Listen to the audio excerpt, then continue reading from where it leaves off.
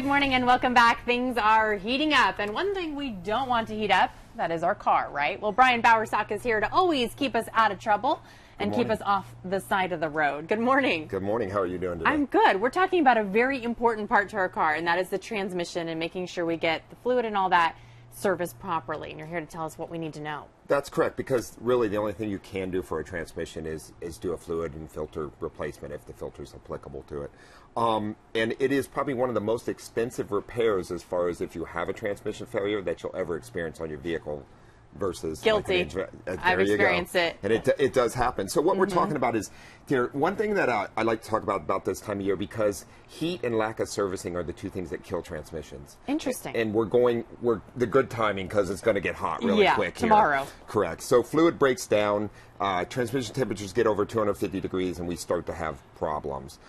We're talking about this today because manufacturers tend not to recommend to service transmissions as often these days. So one of the things that we talk about is don't follow the manufacturer's recommendations on this. This is one of those few services on your vehicle that we say if you do it early, you can actually help extend the life of the transmission, which is important. Preventative care. Preventative care. So replacing the filter and fluid is really the only thing you can do for it to keep it extended. Now we have some parts here, and what happens is transmission's internal parts fail, and the parts get stuck in the filter. We have a bunch of clutch material, metal material.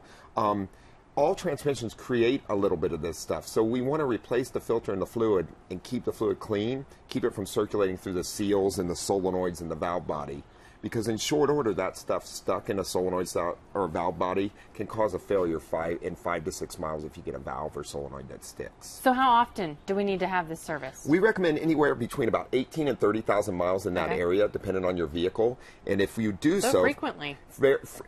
Fairly frequently, depending on how much you drive, correct. But really, we don't want the fluid to get dirty. So once again, this is not a manufacturer's recommendation, and often manufacturers will say, we have a sealed transmission. That's not true. I've never seen a sealed transmission in my life yet, but they like to say that. And there's a lot of people who say, oh, I have a sealed transmission. All transmissions can be serviced without question. So if you do so, a service is quite inexpensive. You can run for a quality service with quality parts anywhere from about $150 to $200 in that area. And if done right and properly on a regular basis, you can surely almost double the life of your transmission. That's what we want to do. Thank you, Brian Bowersock. Appreciate it. Glad to be here. Stay cool tomorrow. I'm going to try. You do the same. Enjoy the last day of exactly. somewhat mild temperatures. All right, still to come.